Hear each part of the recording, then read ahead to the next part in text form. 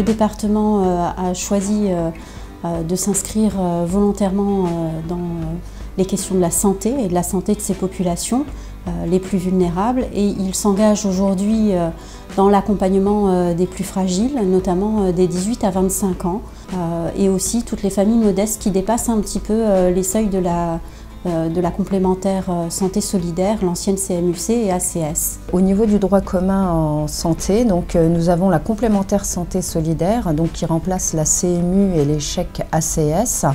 Elle permet aux assurés donc, qui sont en situation précaire de pouvoir bénéficier d'une complémentaire santé. Aujourd'hui, la pauvreté avançant de plus en plus, on se rend compte que les seuils de la CMU-C qui exclut toute une partie de la population.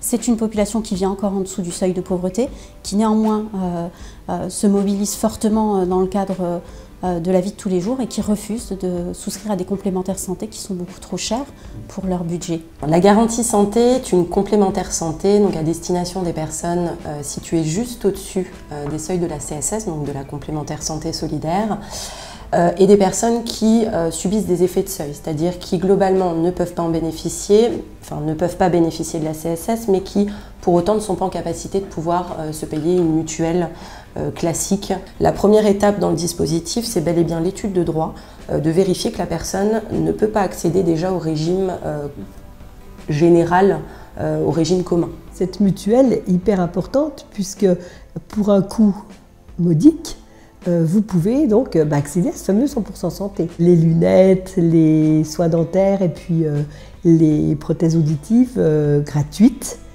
Mais ce n'est pas gratuit puisque si on n'a pas de mutuelle, on ne peut pas en bénéficier. On s'inscrit dans l'accès au droit, puisque quand on parle d'accès à la santé, c'est de l'accès au droit fondamental, d'être en bonne santé. Ça s'inscrit aussi dans le cadre du projet départemental qui a été déployé, c'est de s'intéresser à l'individu en tant que tel, mais aussi à tout son environnement pour pouvoir l'accompagner au quotidien. L'avantage de ce dispositif, c'est qu'on va toucher à la fois les collectivités territoriales comme la nôtre qui font de l'accès au droit dans le cadre du social, mais en soutenant AD2S, on va aussi accompagner les associations caritatives, les autres collectivités territoriales, notamment les CCAS, quand elles font de l'accompagnement social, de pouvoir ouvrir tous les droits à l'usager.